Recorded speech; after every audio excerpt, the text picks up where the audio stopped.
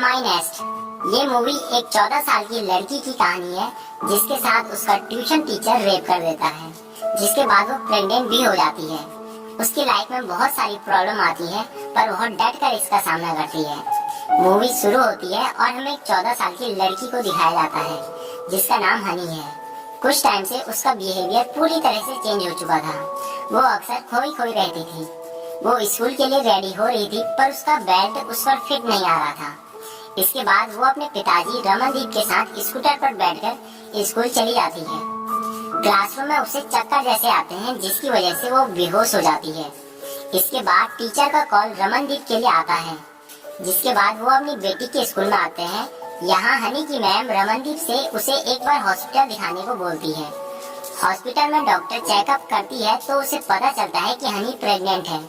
जब वो ये बात उसके माता पिता को बताते हैं तो वह पूरी तरह से चौंक जाते हैं और एक माँ बाप के लिए इससे बड़ा दुख आखिर क्या हो सकता है। इसके बाद वह हनी को बिना कुछ बताए घर आ जाते हैं।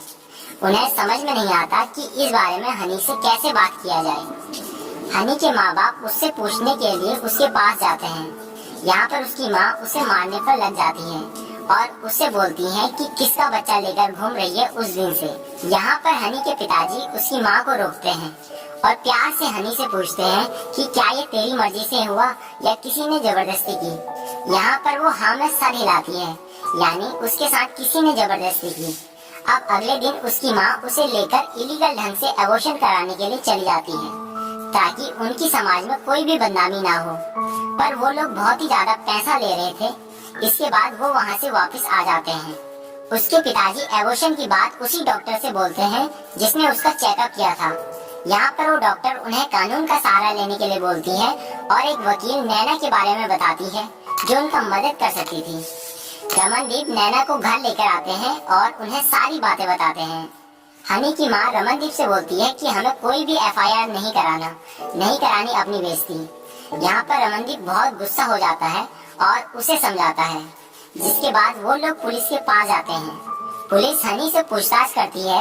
यहाँ पर हनी अमन का नाम बता देती है जो उसका ट्यूशन टीचर था। इसके बाद पुलिस एफआईआर लिखती है।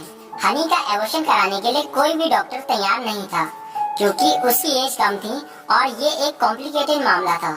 इसीलिए नैना डिस्ट्रिक्ट कोर्ट से एबॉर्शन की परमिशन मांगती है पर यहाँ से उन्हें कोई भी परमिशन नहीं मिल पाती। जज उन्हें हनी का स्टेटमेंट लेने के लिए बोलता है ताकि वो इसके बारे में कोई फैसला सुना सके।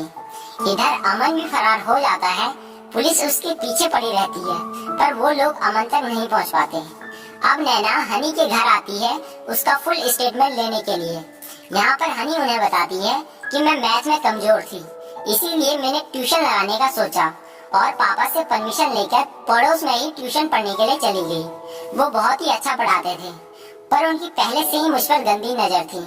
वो अक्सर मुझे बैड टच किया करते थे पर मुझे कभी भी इस बात का एहसास नहीं हुआ।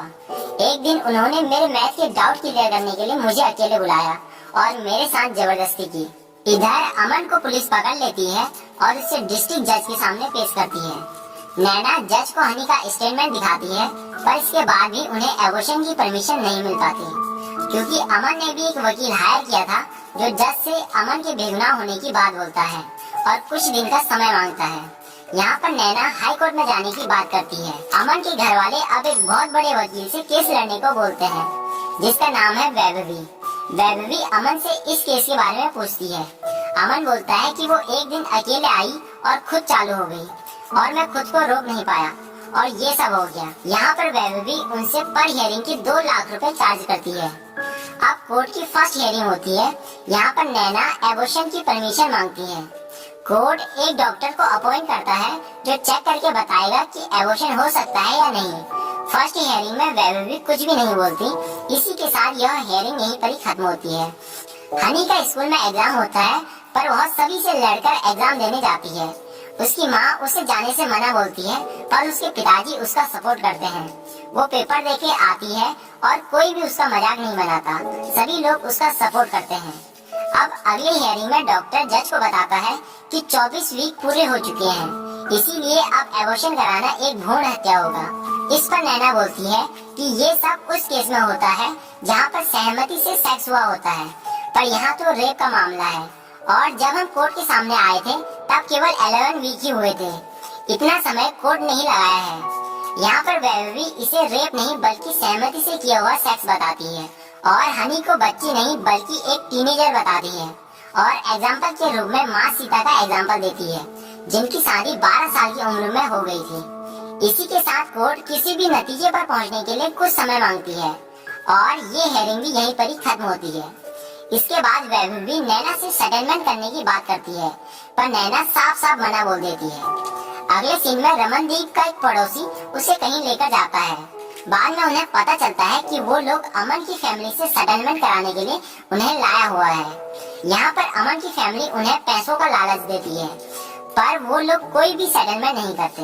अगले हियरिंग में वैभवी हनी पर आरोप लगाते हुए बोलती है कि हनी ने पैसों के लिए अमन को फंसाया है और ये सब इसके माँ बाप ने इसे करने को कहा था।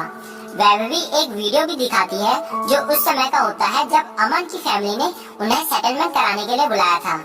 इस वीडियो को वो लोग अलग ढंग से पेश करते हैं ताकि लगे कि हनी की फैमिली पैसों की डिमांड कर रही है।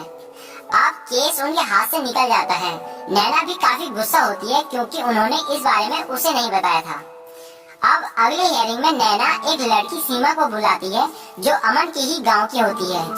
अमन ने सीमा का भी रेप किया था जिसके बाद वो भी प्रेग्नेंट हुई थी पर उसने इलीगल ढंग से एबॉर्शन करा दिया था और सीमा की तरह 5 और लड़कियों ने भी अमन के खिलाफ रेप का केस किया था, वो भी अलग अलग समय पर। इसी के साथ अमन दोषी साबित हो जाता है और उसे 10 साल की जेल की सजा होती है और दूसरे रेप केस मामलों की जांच होती है जो केस उस पर लगे हुए थे। हनी का सांस सभी लोग देते हैं जो MI नेस्ट रैली निकालते हैं।